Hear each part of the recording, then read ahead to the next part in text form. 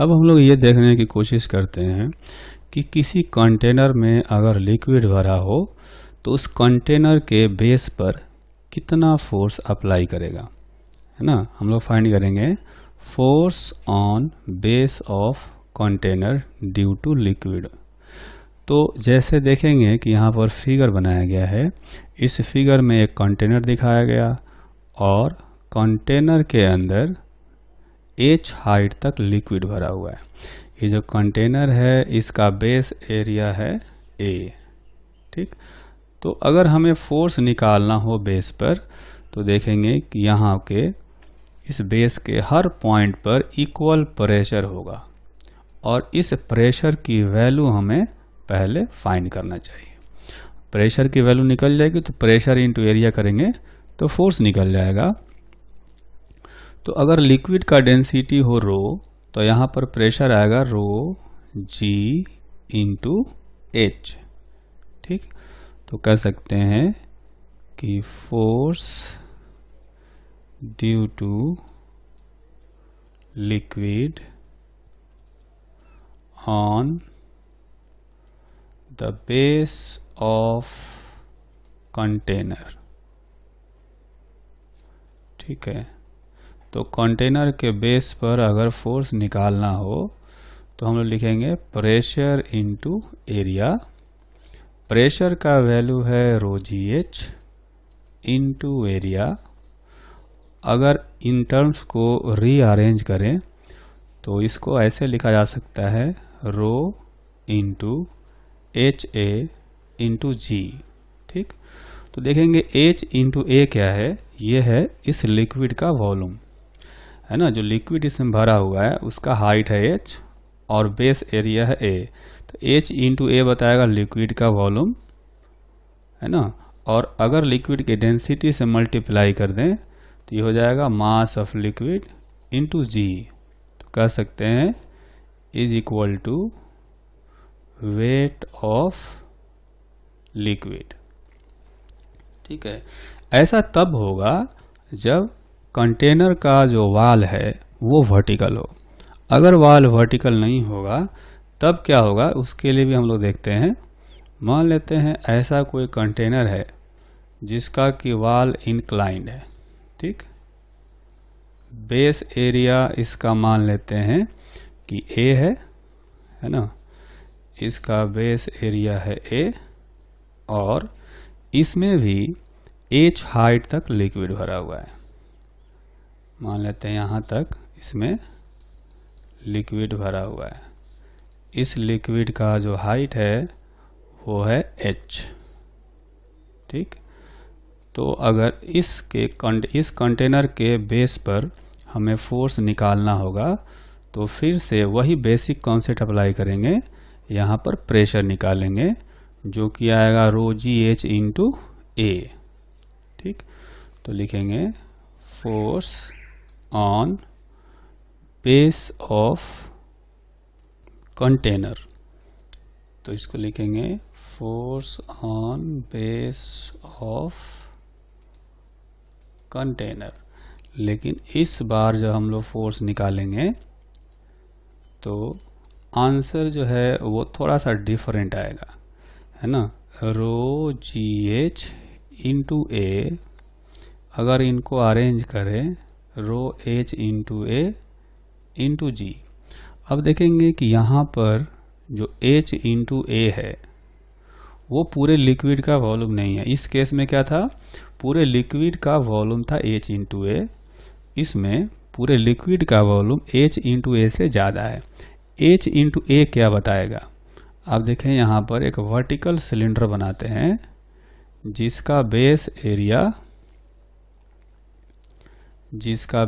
Area जो है वो इस कंटेनर के बेस एरिया के इक्वल है, ठीक है। तो इस सिलेंडर का, इस वर्टिकल सिलेंडर का जो वॉल्यूम होगा वो आएगा h इंटू ए, है ना। और इसलिए ये कह सकते हैं कि ये जो मास आएगा ये मास किसका है, इस वर्टिकल सिलेंडर के अंदर जो लिक्विड है उसका ये मास है ना। तो ये कह सकते हैं कि is equal to weight of liquid inside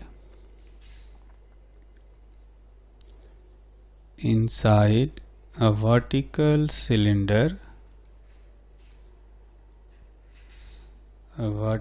cylinder whose base area is equal to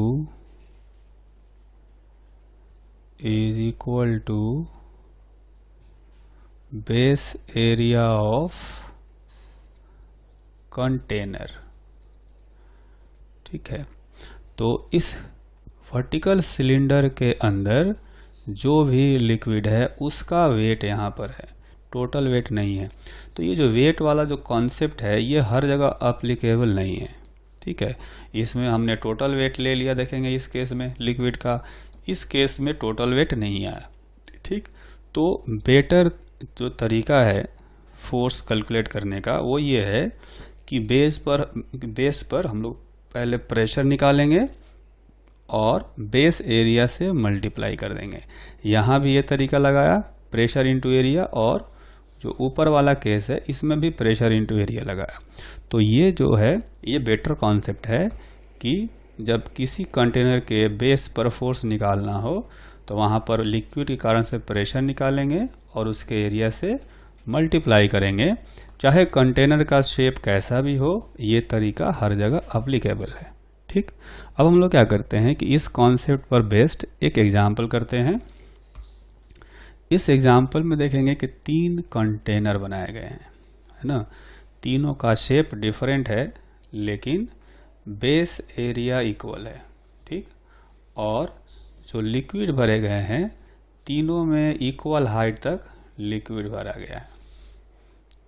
जैसा कि हमने कहा कि तीनों का बेस एरिया है इक्वल और जो लिक्विड का हाइट है वो तीनों में ही इक्वल है। तो क्वेश्चन ये है कि if a liquid is filled in each container up to same height,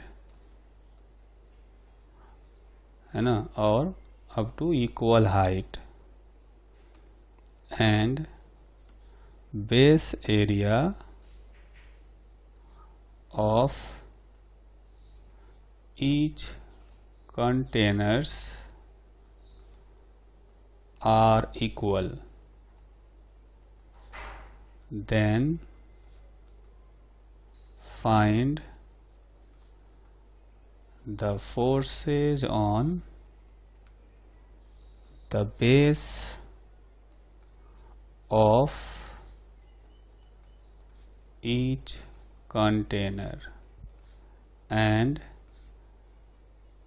compare them। ठीक, तो जो बेसिक कॉन्सेप्ट है उसको अप्लाई करेंगे कि चूंकि तीनों में लिक्विड का हाइट इक्वल है तो तीनों के बेस पर जो प्रेशर होगा वो इक्वल होगा, रो जी एच। लिक्विड भी एक ही है ना। यहाँ कहा गया है अ लिक्विड, मतलब एक ही लिक्विड है जो कि तीनों में भरा गया है, हाइट सेम है, तो तीनों के बेस पर जो प्रेशर होगा वो इक्वल होगा। तो प्रेशर भी इक्वल है तीनों में और साथ में बेस का एरिया भी इक्वल है। तो तीनों में जो फोर्स लग रहा होगा, तीनों केस में force is equal to pressure into base area. तो प्रेशर हो गया रो जी एच इंटू एरिया। तो इसमें देखेंगे कि तीनों केस में रो, एच और ए तीनों इक्वल है। जी तो हमेशा ही इक्वल रहता है, तो कह सकते हैं rho ji H and A R equal for all 3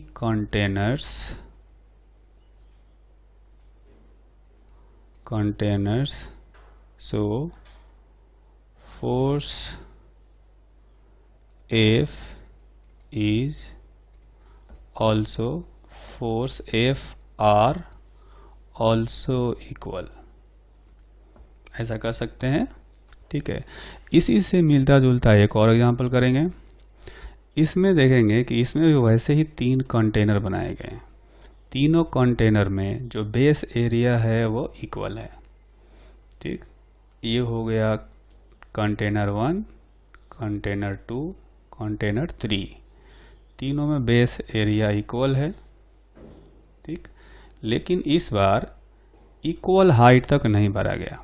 question में हमसे ये कहा गया है कि equal amount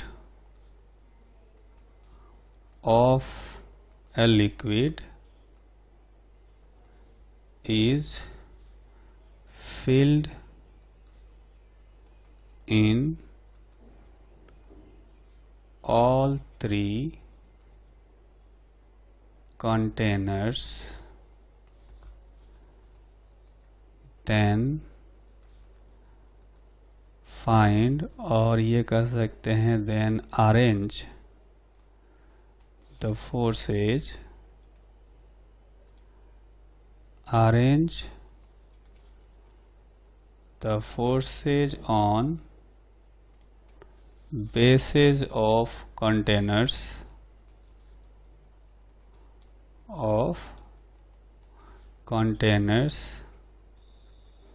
in increasing order।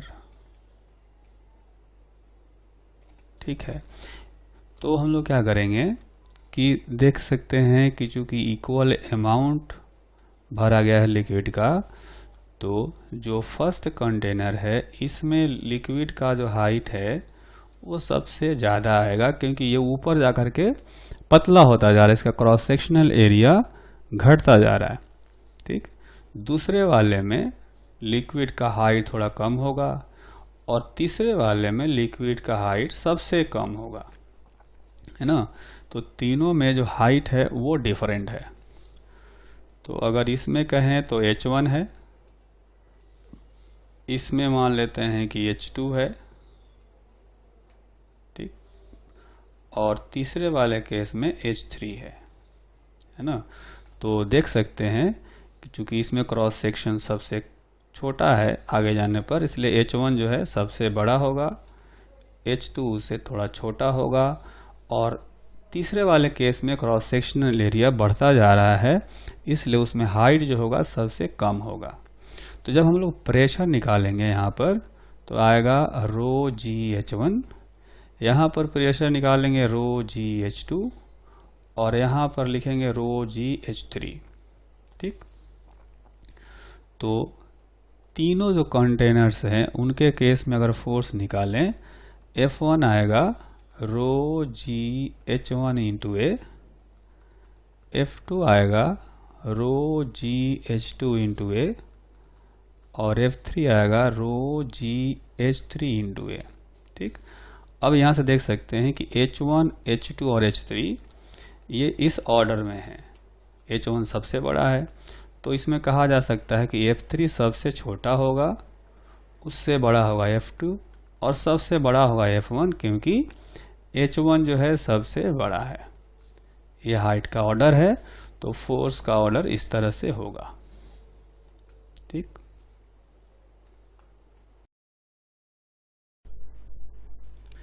तो किसी कंटेनर के बेस पर लिक्विड कितना फोर्स अप्लाई करता है यह हमने पता कर लिया। अब हम पता करेंगे कि कंटेनर का जो साइड वॉल होता है उस पर लिक्विड कितना फोर्स अप्लाई करता है। हम अभी फाइंड करेंगे force on side wall of container. ठीक है, इसके लिए देखेंगे कि हमने एक कंटेनर बनाया है। कंटेनर ऐसा है जो कि स्क्वायर शेप का है ना। उस कंटेनर का जो बेस है, अब देखेंगे कि हमने ABCD एक बेस बनाया है। ये पॉइंट A, B, C और D है ना, ये बेस है। और कंटेनर के कुल मिलाकर के 4 वॉल्स हैं, साइड वॉल्स, जिसमें से एक वॉल जो है वो ये है, ये एक साइड वाल है जो कि वर्टिकल वाल है, ठीक। दूसरा वर्टिकल वाल ये है ना, ये दूसरा वर्टिकल वाल है, ठीक। तीसरा वर्टिकल वाल यहाँ पर है, जो आपको जिसका तीसरे वर्टिकल वाल का जो बेस है वो है ए बी, है ना। ये 3 साइड वाल हो गए, एक साइड वाल ये, दूसरा ये और तीसरा ए, ठीक है। अब देखेंगे कि एक ये फोर्थ बचा हुआ है। इस फोर्थ वाल पर हम लोग फोर्स फाइंड करेंगे। ऐसा मान लेते हैं कि इस कंटेनर में पूरा तरह से लिक्विड भरा हुआ है, तो इस कंटेनर का जो हाइट है वो है h और जो साइड वाल्स हैं उनका लेंथ है l, ठीक। अगर इस कंटेनर में पूरा लिक्विड भरा है तो क्या करेंगे हम लोग यहाँ से कि ऊपर से यहाँ से y डेप्थ पर dy थिकनेस का एक स्ट्रिप लेते हैं, ठीक है। ये देखेंगे हमने dy थिकनेस का एक स्ट्रिप लिया, ठीक। इस वाल पर जो हाईएस्ट पॉइंट है, यहाँ तक वाटर भरा हुआ है, लिक्विड भरा हुआ है, वहाँ से y डेप्थ पर dy थिकनेस का हमने एक स्ट्रिप लिया। तो इस स्ट्रिप पर पहले हम लोग फोर्स की वैल्यू निकालेंगे, ठीक है। तो पहले हम पता करेंगे force on strip eight depth y and having thickness dy, है ना। कहेंगे force on strip eight depth y and thickness dy। तो उस पर जब हम लोग फोर्स निकालेंगे तो पहला काम करेंगे कि वहाँ पर प्रेशर निकालेंगे। यहाँ पर इस हाइट पर प्रेशर कितना है, इस डेप्थ पर प्रेशर कितना है, और फिर इस स्ट्रिप के एरिया से मल्टीप्लाई कर देंगे। ये ध्यान रखना है कि dy थिकनेस बहुत ही स्मॉल है, तो उतने देर में प्रेशर हम लोग मानेंगे कि इक्वल है। हालांकि नीचे जाने पर जो प्रेशर है वो बढ़ता है, फिर भी चूंकि dy थिकनेस इनफाइनाइटली स्मॉल है तो हम लोग मानेंगे कि उस हाइट पर प्रेशर इक्वल है। तो pressure into area of strip, तो वहाँ पर प्रेशर हो जाएगा रो g इंटू वाई, ठीक है। अगर इसमें लिक्विड भरा हुआ हो तो y डेप्थ पर नीचे जाने पर जो प्रेशर होगा वो हो जाएगा रो जी वाई, और इस स्ट्रिप का जो एरिया होगा वो हो जाएगा, इसका लेंथ देखेंगे कि l है और लेंथ l है, और इसका जो थिकनेस है ये है dy, तो l इंटू dy ये हो जाएगा इस स्ट्रिप पर फोर्स। अगर हम लोग इसको इंटीग्रेशन कर दें, so total force on wall is equal to integration of, ये जो हमने फोर्स निकाला है ये df है, तो उस df को इंटीग्रेट करेंगे, यानी देखेंगे यहाँ से कि आएगा rho G Y into L into D Y, rho G Y into L into D Y, ठीक। तो अगर इसको एक छोटा सा फिगर और बनाकर समझ लेते हैं कि ये जो वाल दिखाया गया है यहाँ पर, ये वाल का अगर सिर्फ साइड व्यू दिखाया जाए ऐसे, है ना, ऐसे मान लेते हैं कि इसका टोटल हाइट है h, ठीक, और इसमें एक साइड में पूरा लिक्विड भरा हुआ है, इधर पूरा लिक्विड भरा हुआ है। तो हमने क्या किया है, हमने यहाँ से टॉप मोस्ट पॉइंट से यहाँ पर y नीचे आकर के यहाँ पर dy थिकनेस का एक स्ट्रिप कंसीडर किया है, ठीक। इस स्ट्रिप पर इधर की तरफ जो फोर्स लगेगा df, वो वाली वैल्यू हम लोग कैलकुलेट कर रहे हैं, ठीक।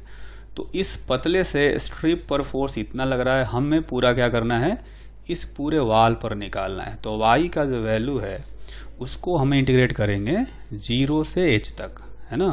y 0 यहाँ होगा और यहाँ पर y का वैल्यू कैपिटल H होगा। तो इसको इंटीग्रेट करेंगे 0 से h और इसको 0 से f। तो टोटल फोर्स हो जाएगा F is equal to rho G L, ये कांस्टेंट टर्म है, सिर्फ y जो है वो वेरिएबल है, 0 से h। तो इंटीग्रेशन करने पर ये आ जाएगा, y का इंटीग्रेशन हो जाएगा y स्क्वायर बाई 2 और लिमिट रखने पर आएगा h स्क्वायर बाई 2। ठीक, तो इस तरह से हम कह सकते हैं कि ये जो पूरा वाल है ना, ये जो पूरा वाल है, इस वाल पर टोटल फोर्स जो लगेगा वो बाहर की तरफ लगेगा इधर, उस फोर्स का वैल्यू इतना होगा, जिसमें से L क्या है, इस साइड वाल का लेंथ है, H इसका हाइट है, और जो लिक्विड इसमें कंटेनर में भरा होगा हमने, उस लिक्विड का डेंसिटी है रो। तो rho G L into H square by 2। ठीक, अगर हम ऐसे करें कि फोर्स पर यूनिट लेंथ निकालना हो, तो इसका मतलब है कि हम लोग F बाई एल निकालेंगे, है ना। ये F है, इधर वाला L लेफ्ट साइड में लाएंगे, तो ये बचेगा rho into G into H square by 2। ठीक, तो ये जो वैल्यू है फोर्स पर यूनिट लेंथ, ये हमें याद रखना है। पर यूनिट लेंथ का मतलब समझते हैं कि यहाँ से आप देखेंगे कि यूनिट, ये पूरा लेंथ L है, तो यूनिट लेंथ कहीं यहाँ आएगा 1 मीटर लेंथ पर, यानी ये जो वाल है, वाल का यूनिट लेंथ, यानी कि इस पूरे रीजन में फोर्स लग रहा होगा इतना, जो अभी हमने कैलकुलेट किया है। अगर पूरे वाल पर फोर्स निकालना हो तो क्या करेंगे, इसमें सिर्फ लेंथ से मल्टीप्लाई कर देना है।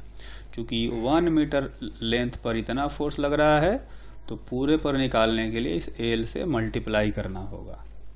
ठीक है, तो इस तरह से हमने ये फोर्स का वैल्यू कैलकुलेट किया। इसको फिर से एक बार लिखते हैं हम लोग नेक्स्ट पेज पर। तो लिखेंगे force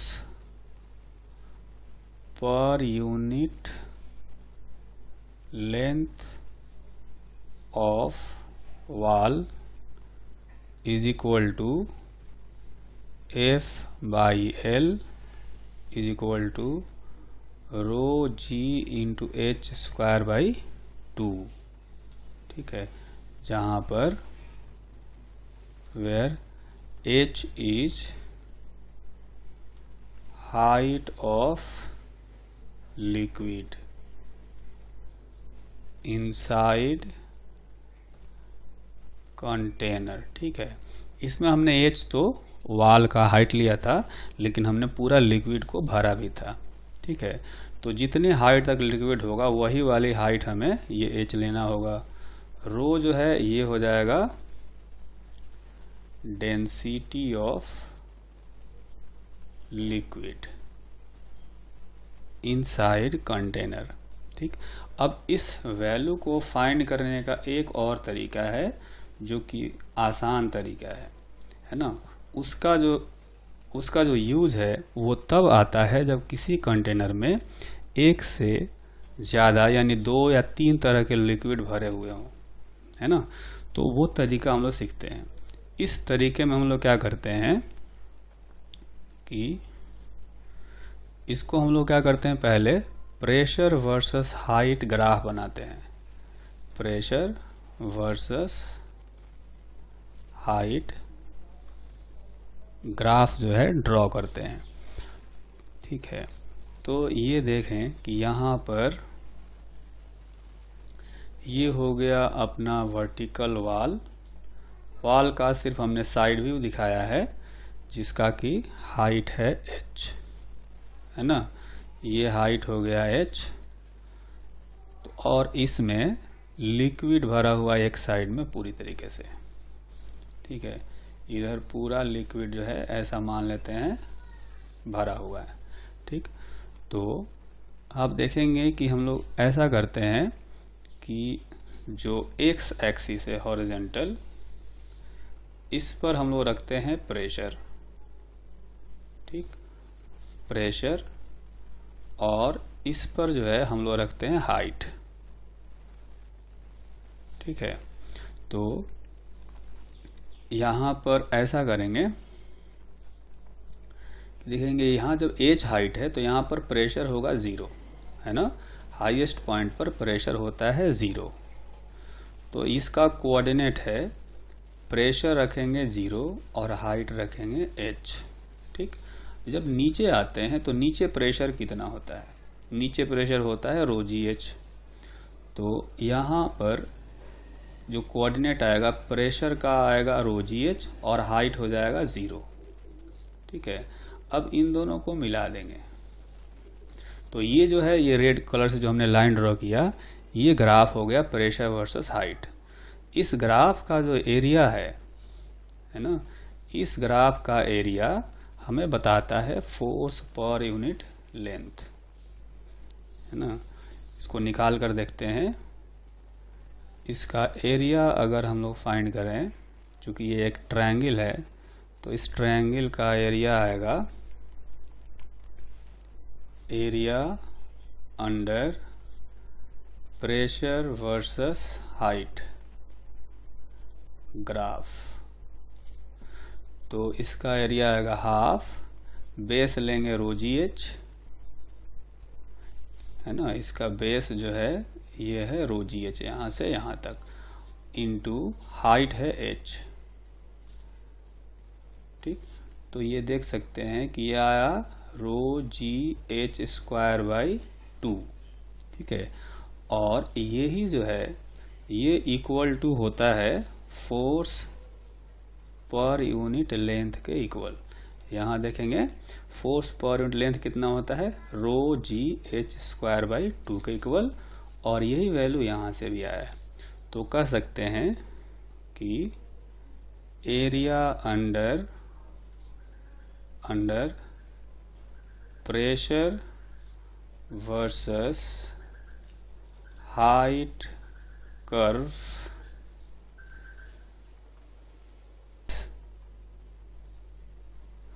force per unit length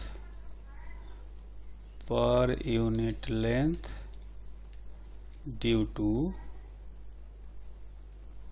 liquid on side wall, ठीक है। तो अगर हमें पर यूनिट लेंथ पता चल जाएगा ग्राफ से, तो पूरे वॉल पर निकालना हो तो क्या करेंगे, लेंथ से मल्टीप्लाई कर देंगे, तो इस तरह से टोटल फोर्स निकल जाएगा, ठीक। तो अब हम लोग इस पर एक क्वेश्चन करेंगे। तो अभी जो हमने कॉन्सेप्ट सीखा है pressure versus height graph draw करके वॉल पर फोर्स निकालने वाला, उस कॉन्सेप्ट को हम लोग अप्लाई करते हुए एक एग्जाम्पल करेंगे।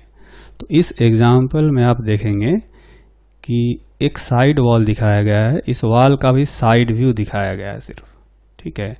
इसके राइट साइड में लिक्विड भरा हुआ है, दो तरीके का लिक्विड है। ऊपर एक लिक्विड भरा हुआ है, ये जो है कह सकते हैं ऊपर डिफरेंट लिक्विड है जिसकी डेंसिटी है रो, है ना। और जो लोअर हाफ पोर्शन है उसमें डिफरेंट लिक्विड भरा हुआ है, ठीक। इसमें डिफरेंट लिक्विड भरा हुआ है। इस लिक्विड की जो डेंसिटी है वो है 2 रो, ठीक। अब ये जो वाल है, इस वाल का लेंथ है L। हमें पता करना है कि ये जो दोनों लिक्विड भरे हुए हैं इनके कारण से इस वाल पर कितना फोर्स लगेगा, है ना। If 2 unsoluble liquids are filled in a container as shown, find the force due to liquid on side वाल, है ना। इस साइड वाल पर फोर्स निकालने के लिए हम लोग पहला काम करेंगे कि ग्राफ ड्रा करेंगे प्रेशर वर्सेस हाइट का, है ना। तो जैसा कि हम जानते हैं जो हॉरिजॉन्टल एक्सिस है इस पर प्रेशर रखते हैं और वर्टिकल वाले पर हाइट। तो यहाँ जो है एक पॉइंट आएगा जहाँ पर हाइट जो होगा वो होगा h और प्रेशर होगा 0, प्रेशर 0 और हाइट होगा h, ये पॉइंट आ गया। फिर जब नीचे जाएंगे तो यहाँ पर जो बिल्कुल बीच वाला पॉइंट है यहाँ पर जो प्रेशर होगा वो प्रेशर होगा रो जी इंटू एच बाई 2, है ना। तो यहाँ से ये डिस्टेंस है ये हो गया रो जी एच बाई 2, ठीक है। ये प्रेशर का एक्स एक्सिस पर चूंकि हमने प्रेशर रखा है तो ये जो लाइन है ये बताएगा रो जी एच बाई 2 प्रेशर और ये हाइट है h बाई 2। इनको ज्वाइन कर देते हैं ऐसे स्ट्रेट लाइन से। तो ये जो पॉइंट है इसका x कोऑर्डिनेट होगा रो जी एच बाई 2 जबकि y कोऑर्डिनेट होगा h बाई 2। हाइट है h बाई 2 यहाँ पर और प्रेशर है रो जी एच बाई 2, ठीक। जब नीचे जाएंगे बेस पर तो बेस पर प्रेशर जो है वो कुछ और बढ़ जाएगा, है ना। यहाँ पर अब देखेंगे कि इस मिड हाइट पर प्रेशर था रो जी एच बाई 2, नीचे जाने पर प्रेशर और बढ़ता है। कितना हो जाएगा यहाँ पर प्रेशर, यहाँ पर रो जी एच बाई 2 पहले से था और चूंकि यहाँ पर 2 रो डेंसिटी का लिक्विड है तो 2 rho into G into H by 2 और इतना प्रेशर बढ़ जाएगा यहाँ से नीचे जाने पर, ठीक है। तो ये जो पॉइंट है जो कि प्रेशर वाले एक्सिस पर आ गया, इसका ये जो है x कोऑर्डिनेट हो जाएगा इतना और इसका y कोऑर्डिनेट हो जाएगा 0 क्योंकि हाइट यहाँ पर 0 हो गया, ठीक।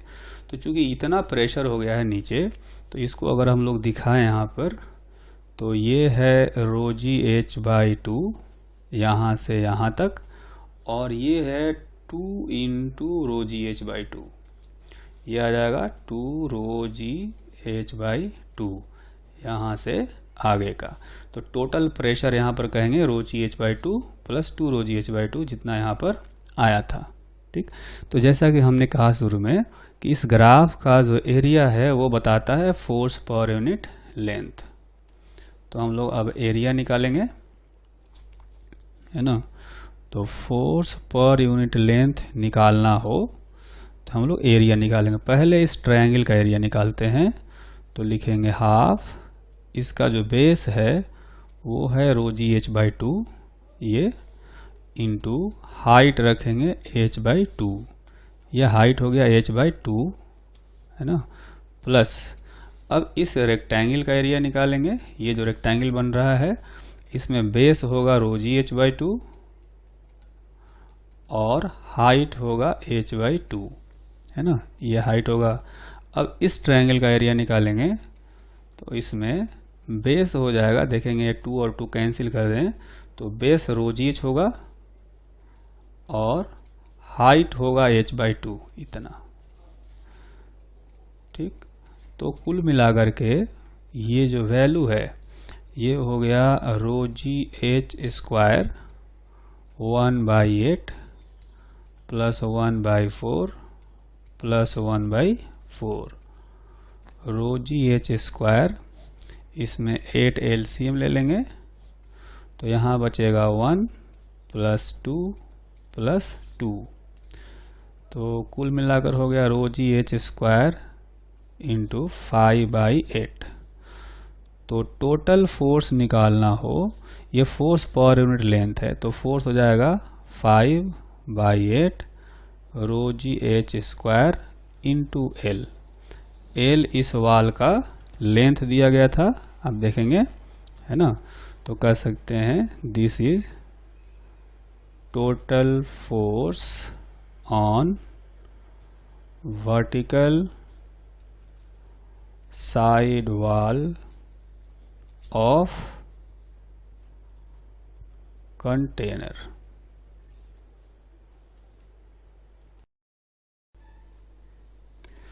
तो हमने वर्टिकल वॉल पर फोर्स निकालना सीख लिया।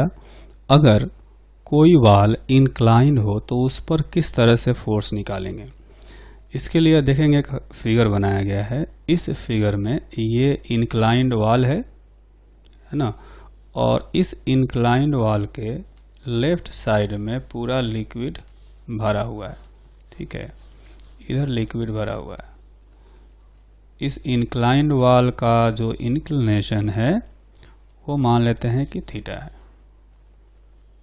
ना। ये हॉरिजॉन्टल से थीटा एंगल पर इंक्लाइंड है। इसका जो हाइट है ये मान लेते हैं h है, वर्टिकल हाइट, ठीक। तो इस पर फोर्स निकालना है, तो फोर्स निकाल लेंगे इसको दो पार्ट में, ठीक। एक पार्ट ये है कि इस पर हॉरिजॉन्टल डायरेक्शन में, चूँकि आप देखेंगे कि ये जो वाल है ये वर्टिकल वाल जो कि h हाइट का होगा उसके इक्विवेलेंट है ना। तो इस पर कह सकते हैं कि एक फोर्स लगेगा इस हॉरिजॉन्टल डायरेक्शन में, बिल्कुल उतना ही लगेगा जितना इस वाल पर लगेगा। वर्टिकल वाल पर हॉरिजॉन्टल डायरेक्शन में फोर्स लगता था, तो हॉरिजॉन्टल डायरेक्शन में इस पर जो फोर्स लगेगा वो आएगा 12 ρg(h)² इंटू एल। एल क्या है, लेंथ ऑफ वॉल है, ठीक। अब क्या है कि इसमें एक नीचे की तरफ वर्टिकली डाउनवर्ड डायरेक्शन में भी एक फोर्स लगेगा।